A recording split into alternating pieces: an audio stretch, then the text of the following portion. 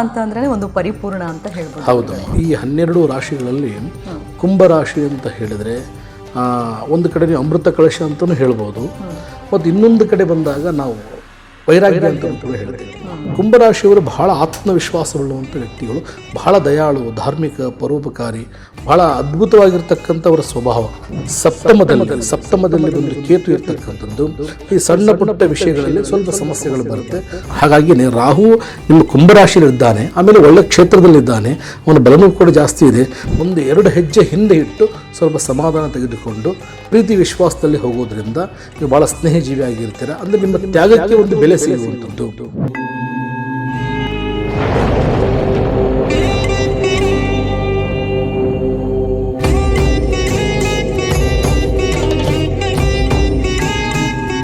ಇನ್ನು ಕುಂಭ ಅಂತ ಅಂದ್ರೆ ಒಂದು ಪರಿಪೂರ್ಣ ಅಂತ ಹೇಳ್ಬೋದು. ಹೌದು. ಇವರು 2025ರಲ್ಲಿ ಸಾಕಷ್ಟು ಏಳು ಬೀಳುಗಳನ್ನಾಗಿರ್ಬೋದು, ಜೊತೆಗೆ ಗುರುವಿನ ಕೃಪೆ ಕೂಡ ಇದ್ರೂ ಆಚೆ ಈಚೆ ಅನುಭವಿಸಿರುವಂಥದ್ದಿದೆ. ಈ ವರ್ಷ ಹೇಗಿದೆ ಅವರಿಗೆ ಅಂತೇಳಿ? ನಿಜವಾಗಲೂ ಈ 12 ರಾಶಿಗಳಲ್ಲಿ ಕುಂಭರಾಶಿ ಅಂತ ಹೇಳಿದರೆ ಒಂದು ಕಡೆ ನೀವು ಅಮೃತ ಕಳಶ ಅಂತಲೂ ಹೇಳ್ಬೋದು, ಮತ್ತು ಇನ್ನೊಂದು ಕಡೆ ಬಂದಾಗ ನಾವು ವೈರಾಗ್ಯ ಅಂತಲೂ ಕೂಡ ಹೇಳ್ತೀವಿ. ಯಾಕಂತ ಹೇಳಿದರೆ ಈಗ ಹಸ್ತಿ ಬಿಡುವಂಥದ್ದು ಕುಂಭದಲ್ಲಿ ನೋಡಿರ್ತಾರೆ. ಜೀವನದ ಎಲ್ಲ ಯಾತ್ರೆಯನ್ನು ಮುಗಿದ ನಂತರ ಕಾಶಿಗೆ ಹೋಗಿ ಅಸ್ಥಿಯನ್ನು ವಿಸರ್ಜನೆ ಮಾಡ್ತಾರೆ. ಹಾಗಾಗಿನೇ ಅಂದರೆ ಜೀವನವೆಲ್ಲ ಮುಗೀತು ಅನ್ನುವಂಥದ್ದು ವೈರಾಗ್ಯನೂ ಬರುತ್ತೆ. ಹಾಗೆ ಆ ಅಮೃತ ಕುಡಿದು ಜೀವಂತವಾಗಿ ಚಿರಂಜೀವಿ ಆಗಿರತಕ್ಕಂಥದ್ದು ಎರಡೂ ಕೂಡ ಇದೆ. ಆಮೇಲೆ ಈ ಕುಂಭರಾಶಿಯವರು ಬಹಳ ಆತ್ಮವಿಶ್ವಾಸವುಳ್ಳುವಂಥ ವ್ಯಕ್ತಿಗಳು, ಬಹಳ ದಯಾಳು, ಧಾರ್ಮಿಕ, ಪರೋಪಕಾರಿ, ಬಹಳ ಅದ್ಭುತವಾಗಿರ್ತಕ್ಕಂಥವರ ಸ್ವಭಾವ. ಅಂದರೆ ಯಾವತ್ತವರ ಸ್ವಾರ್ಥವನ್ನು ಬಯಸಲ್ಲ. ಸಮಾಜದ ಹಿತಚಿಂತನೆಯನ್ನು, ಅವರ ಪರಿಸರವನ್ನು, ಅವರ ಕುಟುಂಬದವರನ್ನು ಹೆಚ್ಚಾಗಿ ಪ್ರೀತಿಸುವಂತಹ ಜನ ಇವರು. ಹಾಗಾಗಿ ಕುಂಭರಾಶಿಯವರಿಗೆ ಗುರುವಿನ ಬಲ ಪೂರ್ಣವಾಗಿದೆ. ಅವರ ಇಷ್ಟಾರ್ಥ ಕಾರ್ಯಗಳು ಸಿದ್ಧಿ ಆಗುತ್ತೆ. ಆಮೇಲೆ ವಿದ್ಯಾರ್ಥಿಗಳಾಗಿದ್ದರೆ ಅವರಿಗೆ ಒಳ್ಳೆಯ ಶಿಕ್ಷಣ ಪ್ರಾಪ್ತಿ ಆಗ್ತಕ್ಕಂಥದ್ದು, ವಾಹನವನ್ನು ತೆಗೆದುಕೊಳ್ಳುವಂಥ ಖರೀದಿಸುವಂತಹ ಯೋಗ, ಹೊಸದಾಗಿ ಏನಾದರೂ ನಿವೇಶನ ಹುಡುಕ್ತಾ ಇದ್ದರೆ ಅವರಿಗೆ ಸೈಟ್ಗಳು ದೊರೆಯುವಂಥದ್ದು, ಆಕಸ್ಮಿಕವಾಗಿ ಧನಲಾಭ ಆಗ್ತಕ್ಕಂಥದ್ದು, ಹಾಗೆ ವಿದೇಶ ಪ್ರಯಾಣ ಮಾಡ್ತಕ್ಕಂಥದ್ದು, ಬಹಳ ಒಳ್ಳೆಯ ಶುಭ ಫಲಗಳು ಈ ಒಂದು ಕುಂಭರಾಶಿಯವರಿಗೆ ಇದೆ ಅಮ್ಮ. ಸಪ್ತಮದಲ್ಲಿ ಬಂದು ಕೇತು ಇರ್ತಕ್ಕಂಥದ್ದು.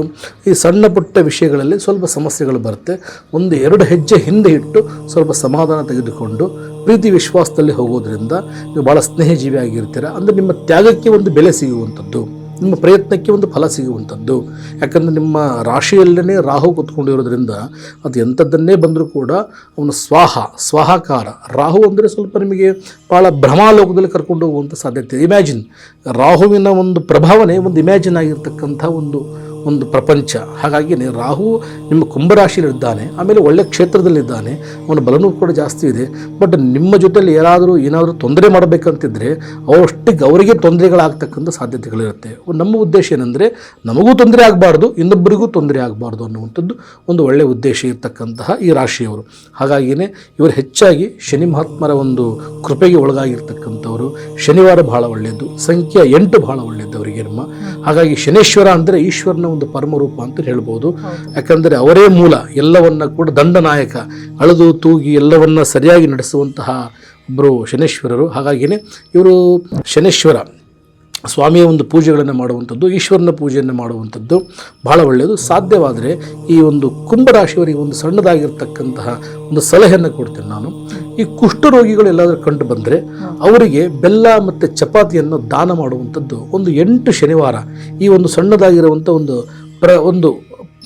ಪ್ರಯತ್ನವನ್ನು ತಾವು ಮಾಡೋದ್ರಿಂದ ಕುಷ್ಠರೋಗಿಗಳಿಗೆ, ಅಂದರೆ ನೀವು ಗ್ರಾಮದಲ್ಲಿದ್ದರೆ, ಪಟ್ಟಣದಲ್ಲಿದ್ದರೆ, ಅಲ್ಲಿಯ ಹಾಸ್ಪಿಟಲ್ಗಳು ಅಥವಾ ದೇವಸ್ಥಾನದ ಹತ್ತಿರ ಇರತಕ್ಕಂಥ ಕುಷ್ಠರೋಗಿಗಳಿಗೆ, ಯಾಕಂದರೆ ಅವರನ್ನ ಯಾರೂ ಸಹ ಮುಟ್ಟಲ್ಲ, ರೋಗದಲ್ಲೇ ಬಹಳ ದೊಡ್ಡ ರೋಗ ಅಂತ ಹೇಳ್ಬೋದು, ಹತ್ರನೂ ಸಹ ಜನ ಹೋಗಲ್ಲ. ಅದು ಬಂದಿರುವಂಥದ್ದು ಶನೇಶ್ವರನ ಒಂದು ದೃಷ್ಟಿಯಿಂದನೇ.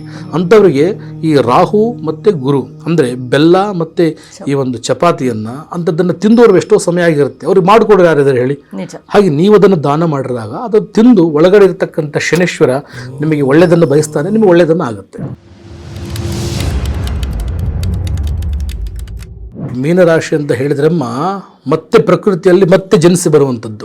ಹಾಗೆ ಅವರ ವಿಚಾರಗಳು ಹೇಗಿರ್ತಮ್ಮ ಅಂದರೆ ಸಮಾಜಕ್ಕೆ ಮಾದರಿಯಾಗಿರ್ತಾರೆ ಅವರು.